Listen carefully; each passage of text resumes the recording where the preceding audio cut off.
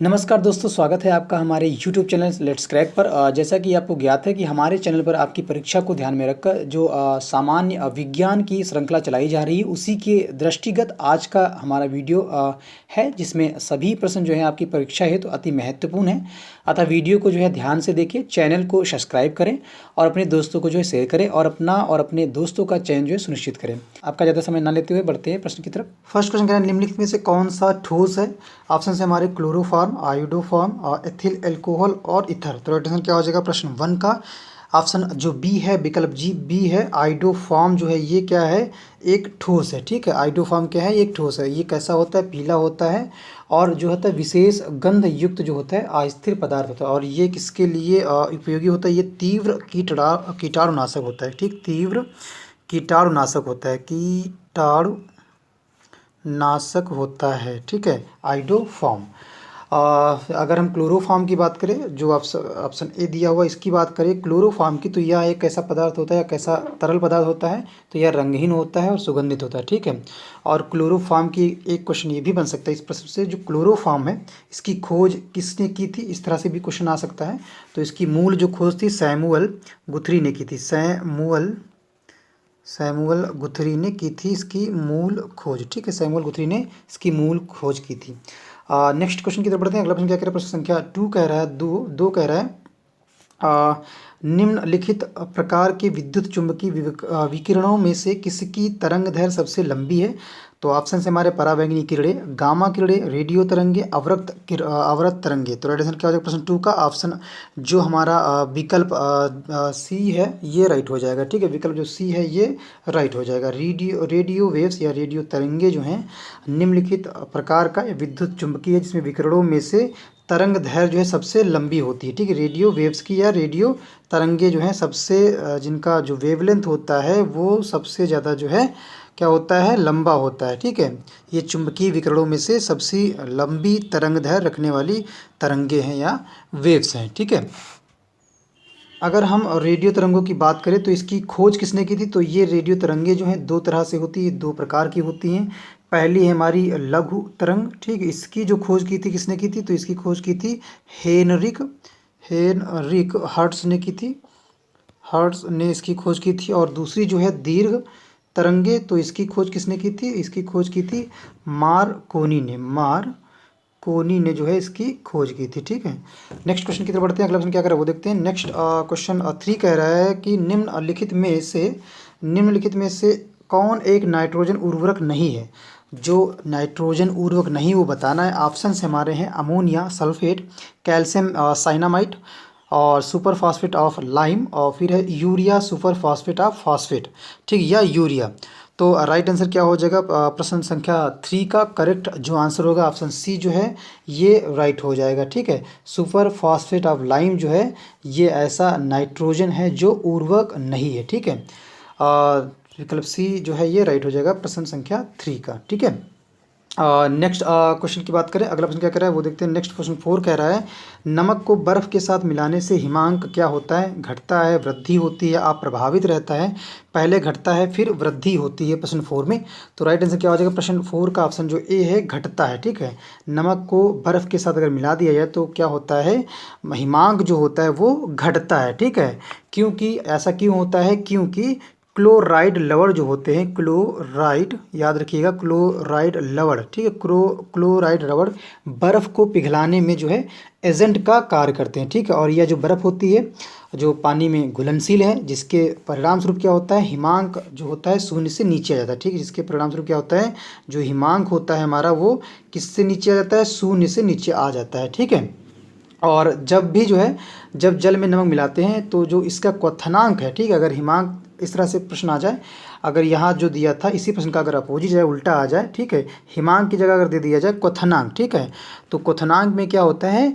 जब नमक को बर्फ़ के साथ मिलाते हैं तो क्वथनांक कैसा होगा? तो क्वथनांक में क्या होगा? हमारी वृद्धि हो जाती है, इंक्रीजनेस रहता है, और हिमांक में घटती है या हिमांक घटता है। ठीक है, नेक्स्ट क्वेश्चन की तरफ बढ़ते हैं। अगला प्रश्न क्या कह रहा है? प्रश्न संख्या 5 कह रहा है कि केलामाइन का एक अयस्क है ऑप्शन है टिन, मैग्नीशियम, जस्ता, तांबा। तो राइट आंसर क्या हो जाएगा प्रश्न का? करेक्ट जो आंसर होगा ऑप्शन हमारा सी जो है, विकल्प जो सी है जिंक जो है ये राइट हो जाएगा। ठीक है, कैलामाइन जो है ये जस्ता का जो है अयस्क है। और टिन किसका है अयस्क? ये टिन की अगर हम बात करें तो किसका अयस्क है? ये है कैसीटेराइट। ठीक है, कैसीटेराइट है जिंक का अयस्क। ठीक है, और अगर हम बात करें मैग्नीशियम, ये किसका अयस्क है? अगर हम मैग्नीशियम की बात करें, इस तरह से भी क्वेश्चन अगर आ जाए, मैग्नीशियम का अयस्क क्या है, कौन सा अयस्क है मैग्नीशियम का? तो इसके हैं मैग्नेसाइट और है आपका डोलामाइट। ठीक है, डोलामाइट। और फिर है एप्सम। ठीक है, एप्सम है और एप्सम साल्ट और केजेराइट है। ठीक, अगर हम बात करें जस्ता की, तो जस्ता जो अयस्क होता है किसका होता है? जस्ता जिससे बनता है वो कौन से अयस्क है? तो जस्ता जो है ये जिंक है। ये जस्ता का जो अयस्क है वो जिंक ब्लैंड है, जिंक ब्लैंड। फिर है कैलामाइन है, कैलामाइन। और लास्ट है जिंकाइट। ठीक है, जिंकाइट है। ये जस्ते के जो है जो जिंक है इसके जो है अयस्क हैं। अगर हम बात करें इसी प्रश्न में तो कैलामाइन में ही, तो जो कॉपर है वो किसका अयस्क है? कॉपर के कौन से अयस्क हैं? तांबा जिसे बोलते हैं। तो ये जो है क्यूप्राइट जो है तांबा का अयस्क है। और एजोराइट और जो है थर्ड है आपका कैल्कोपायराइट। ठीक है, कैल्कोपायराइट और लास्ट है मैलाकाइट। ठीक है, लास्ट जो है मैलाकाइट। ये जो है तांबा के जो अयस्क हैं सभी हैं। ठीक है, नेक्स्ट क्वेश्चन की तरफ बढ़ते हैं। अगला प्रश्न क्या कह रहा है वो देखते हैं। नेक्स्ट क्वेश्चन 6 कह रहा है ध्वनि का किस माध्यम से गमन नहीं हो सकता है? वो माध्यम बताना है जहाँ से जो साउंड है वो कैन नॉट पास थ्रू। ठीक है, वो ऑप्शन है हमारे वाटर है, इस्पात है, हवा है, निर्वात है। तो राइट आंसर क्या हो जाएगा 6 का ऑप्शन जो हमारा डी है, विकल्प जो डी है ये राइट हो जाएगा। वैक्यूम या निर्वात जो है ये ध्वनि का ऐसा माध्यम है जहाँ से जो है गमन नहीं हो सकती है। ठीक है, जो ध्वनि है वो गमन नहीं हो सकती है वैक्यूम में या निर्वात में। और ध्वनि की अगर हम आवृत्ति की बात करें या हम ऐसे बात करें कि ध्वनि जो है कैसी तरंगे हैं, अगर हम ध्वनि की तरंगों की बात करें, ध्वनि किस प्रकार की तरंगे, तो ये हैं अनुदैर्ध्य। ठीक है, अनुदैर्ध्य यांत्रिक तरंगे हैं हमारी ध्वनि तरंगे। ठीक है, और इनकी जो आवृत्ति होती है, ध्वनि तरंगों की जो आवृत्ति होती है वो कितनी होती है? ध्वनि तरंगों की आवृत्ति जो है वो 20 हर्ट्ज से 20,000 20 से 20,000 हर्ट्ज होती है ध्वनि की आवृत्ति। ठीक है, ध्वनि की आवृत्ति। नेक्स्ट क्वेश्चन की तरफ बढ़ते हैं। अगला क्वेश्चन क्या कर वो देखते हैं। प्रश्न संख्या 7 कह रहा है कि किस विटामिन की कमी से वजह से स्कर्वी रोग हो जाता है? वो कौन सा विटामिन है जिसकी कमी से जो है स्कर्वी रोग जो है हो जाता है? ऑप्शन से हमारे vitamin A, vitamin B, vitamin C, vitamin D. तो राइट आंसर क्या हो जाएगा प्रश्न 7 का? ऑप्शन जो हमारा सी है, विकल्प जो सी है ये विटामिन सी की वजह से जो है हमारा इसकी कमी से जो है स्कर्वी रोग हो जाता है। ठीक है, विटामिन सी की कमी से कैसा हो जाता है? स्कर्वी रोग हो जाता है। ठीक है, और इसके अगर हम रासायनिक नाम की बात करें, अगर विटामिन सी के रासायनिक नाम की बात करें तो इसका रासायनिक नाम क्या है? एस्कॉर्बिक एसिड है। ठीक है, एस्कॉर्बिक। कभी कभी इस तरह से क्वेश्चन पूछ लिया जाता है कि विटामिन सी का रासायनिक नाम क्या होगा? ऑप्शन दे दिए गए होंगे, तो इसका रासायनिक नाम क्या होता है? एस्कॉर्बिक एसिड होता है विटामिन सी का रासायनिक नाम। और हम विटामिन ए के रासायनिक के नाम की बात करें तो ए किसका होता है रासायनिक नाम? रेटिनॉल होता है। रेटिनॉल जो है ये विटामिन ए का जो है रासायनिक नाम है। और जो हमारा विटामिन बी दिया हुआ है इसके रासायनिक नाम की अगर हम बात करें तो क्या होता है? थायमिन। ठीक है, थायामिन होता है विटामिन बी। ठीक है, विटामिन बी का जो है रासायनिक नाम है। तो विटामिन डी का जो रासायनिक की नाम बात करें, विटामिन डी के रासायनिक नाम की बात करें तो क्या होता है? कैल्सीफेरॉल। ठीक है, कैल्सीफेरॉल होता है इसी प्रश्न में। ठीक है, करेक्ट जो आंसर था 7 का सी था, विटामिन सी जो है ये राइट था। ठीक, और ये किन में मिलता है विटामिन सी? तो हमारा जितने भी खट्टे जो हमारे फ्रूट्स हैं, जो भी है खट्टी चीज़, उसमें जो है विटामिन सी मिलता है। जैसे आपका नींबू हो गया, संतरा हो गया, ऑरेंज हो गया, और इसके बाद मौसम्बी होते हैं, मौसम्मी। ठीक, मौसम्मी में हो गया, और टमाटर में जो है, ये सभी में जो है विटामिन सी प्रचुर मात्रा में पाया जाता है। नेक्स्ट क्वेश्चन की बात करें, अगला प्रश्न 8 कह रहा है कि एक पेड़ की उम्र का पता कैसे लगाया जा सकता है। ऑप्शंस हैं उसके वजन से, उसकी ऊंचाई से, वर्तमान में अपनी वार्षिक छल्ले से, या जो डी है कितनी गहराई तक अपनी जड़ों के प्रवेश से। किसी भी पेड़ की उम्र का पता कैसे लगाया था ये पूछ रहा है। तो करेक्ट आंसर क्या हो जाएगा 8 का ऑप्शन जो हमारा सी है, विकल्प जो सी है ये राइट हो जाएगा। ठीक है, वर्तमान में अपनी वार्षिक छल्ले के थ्रू जो है पेड़ की उम्र का पता लगाया जा सकता है। ठीक है, और जिस पौधे या पेड़ की जो आयु का निर्धारण होता है वो किस विधि से होता है, वो कौन सी विधि है जिस विधि से जो है पेड़ या पौधे की आयु का निर्धारण होता है, तो उस विधि का नाम है डेंड्रोक्रोनोलॉजी। ठीक है, क्रोनोलॉजी। ठीक है, उस विधि का क्या नाम है, डेंड्रोक्रोनोलॉजी नाम है। नेक्स्ट क्वेश्चन की तरफ बढ़ते हैं। प्रश्न संख्या 9 कह रहा है किस प्रक्रिया के द्वारा सौर गतिज ऊर्जा कार्बोहाइड्रेट की रासायनिक ऊर्जा में बदल जाती है। ऑप्शन से हमारे केल्विन चक्र, और फिर है प्रकाश संश्लेषण, फिर है क्लोरोसिंथेसिस, और फिर है डार्क रिएक्शन। तो राइट आंसर क्या हो जाएगा 9 का ऑप्शन जो बी है, विकल्प जो बी है ये राइट हो जाएगा। ठीक है, फोटो जो सिंथेसिस है ये करेक्ट आंसर हो जाएगा प्रश्न 9 का। इस प्रक्रिया में या फोटो सिंथेसिस या प्रकाश संश्लेषण के द्वारा जो है सौर गतिज ऊर्जा जो है ये कार्बोहाइड्रेट की रासायनिक ऊर्जा में चेंज हो जाती है या बदल जाती है। अगले प्रश्न की तरफ बढ़ते हैं। प्रश्न संख्या 10 क्या कह रहा है वो देखते हैं। 10 कह रहा है पौधे के किस हिस्से से हल्दी प्राप्त की जाती है। ऑप्शन है जो आमतौर पर रंग और एंटीसेप्टिक के रूप में इस्तेमाल की जाती है। ठीक है, पौधे का कौन सा हिस्सा होता है जहाँ से हल्दी जो है प्राप्त की जाती है और जो आमतौर पर जो है रंग और एंटीसेप्टिक के रूप में जिसका इस्तेमाल होता है। ऑप्शन है जड़, तना, फल, फूल। तो राइट आंसर क्या हो जाएगा प्रश्न 10 का करेक्ट जो आंसर है बी हो जाएगा। तना जो है, तने से जो है हल्दी प्राप्त की जाती है, पौधे के तने भाग से, तने पार से हल्दी जो है प्राप्त की जाती है। ठीक है, और अगर हम बात करें जड़ से कौन कौन से जो है प्राप्त किए जाते हैं, जड़ में गाजर आपका आता है, गाजर, और मूली आती है, ये जड़ हैं, और चुकंदर आता है। ठीक है, चुकंदर। नेक्स्ट क्वेश्चन की तरफ बढ़ते हैं। प्रश्न 11 कह रहा है वह तत्व जो रक्त में नहीं पाया जाता है, वो तत्व कौन सा है, वो एलिमेंट कौन सा है जो रक्त में नहीं पाया जाता है। ऑप्शन से हमारा लौह, तांबा, क्रोमियम, मैग्नीशियम। तो राइट आंसर क्या हो जाएगा प्रश्न 11 का ऑप्शन जो सी है हमारा क्रोमियम जो है ऐसा एक तत्व है जिसमें रक्त नहीं पाया जाता। ठीक है, वह तत्व जो रक्त में नहीं पाया जाता है, तो जो रक्त में नहीं पाया जाता वो क्या है, क्रोमियम है। ये किस में नहीं मिलता है, मेरा ब्लड में नहीं पाया जाता है। ठीक है, ऑप्शन सी जो है राइट हो जाएगा। और अगर हम रक्त की बात करें तो औसतन जो होता है 70 ग्राम, 70 किलोग्राम का कोई अगर वयस्क है, 70 केजी का कोई वयस्क है, तो उसमें मोस्टली जो है 5 से 6 लीटर जो है 5 से 6 लीटर जो है रुधिर होता है, रक्त होता है। ठीक है, अगर हम इसके प्रतिशत में बात करें तो 7 से 8% के बीच में जो है सामान्य जो मनुष्य है या औसतन जो वयस्क व्यक्ति होता है जिसका वेट जो है 70 किलोग्राम हो, तो उसमें जो ब्लड परसेंटेज में अगर देखें तो 7 से 8% के बीच में जो है ब्लड पाया जाता है। ठीक है, नेक्स्ट क्वेश्चन की तरफ बढ़ते हैं। अगला प्रश्न क्या कह रहा है वो देखते हैं। नेक्स्ट 12 कह रहा है कि निम्नलिखित में से कौन सी बीमारी प्रायः दूध द्वारा फैलती है। ऑप्शन है ट्यूबरक्लोसिस, क्षय रोग, फिर है जॉन्डिस, पीलिया, और सी है डिप्थीरिया, और डी है हैजा।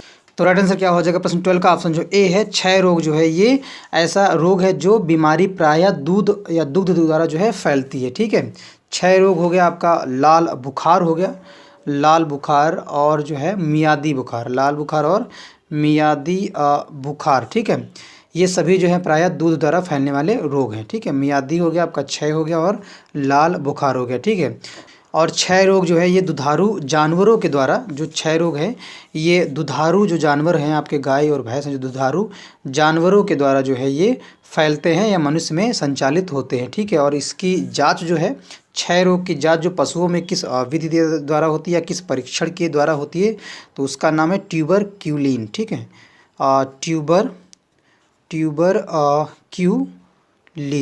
ट्यूबरक्यूलिन जो है इस परीक्षण के द्वारा पशुओं में जो है इसकी जांच होती है। ठीक है, अगले क्वेश्चन की तरफ बढ़ते हैं। प्रश्न संख्या 13 कह रहा है 13 नारंगी जो है प्रचुर होता है, प्रचुर स्रोत है किस चीज़ का, नारंगी जो है जिसे ऑरेंज बोलते हैं, किस चीज़ का प्रचुर जो है स्रोत है। ऑप्शन है कार्बोहाइड्रेट्स का, वसा का, फैट्स, या प्रोटीन्स का, या विटामिन का। तो राइट आंसर 13 का क्या हो जाएगा ऑप्शन जो हमारा डी है, विकल्प जो डी है ये राइट हो जाएगा। जो नारंगी है वो विटामिन का जो है प्रचुर मात्रा में जो विटामिन है नारंगी में पाया जाता है। ठीक है, अगर हम इसकी रासायनिक नाम की बात करें, विटामिन की रासायनिक अगर नाम की बात करें तो क्या होता है, रासायनिक नाम एस्कॉर्बिक अम्ल बोलते हैं इसको, क्या बोलते हैं, एस्कॉर्बिक एस्कॉर्बिक अम्ल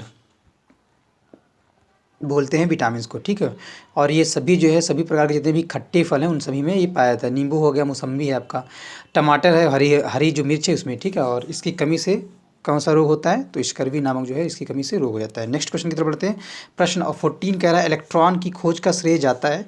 इलेक्ट्रॉन जो है इसकी खोज जिसने की थी या जिसको इसे श्रेय जाता है, कौन से महाशय थे, कौन से व्यक्ति थे। तो ऑप्शन है ई गोल्डस्टेन, और बी है जे थॉमसन, और सी है जेम्स चैडविक, और डी है रदरफोर्ड। तो राइट आंसर क्या हो जाएगा प्रश्न का, ऑप्शन 14 का करेक्ट आंसर हो जाएगा ऑप्शन जो बी है हमारा। जे जो थॉमसन थे ये इन्होंने जो है या इन्हें जो है इलेक्ट्रॉन की खोज का श्रेय जाता है, ठीक है। अगर हम बात करें प्रोटॉन की खोज किसने की थी, तो ये भी समझ लीजिए इस तरह से भी क्वेश्चन आ सकता है कि इलेक्ट्रॉन की जगह अगर प्रोटॉन होता है तो इसकी किसने खोज की थी, तो प्रोटॉन की खोज की थी गोल्डस्टाइन, ठीक है। गोल्डस्टाइन, ठीक, प्रोटॉन की खोज करता थे। और प्रोटॉन का जो नामकरण दिया था, इसका नामकरण किसने किया था, इसका नामकरण अलग है। नाम क्या है उनका, रदरफोर्ड ने इनका नामकरण किया था प्रोटॉन का, ठीक।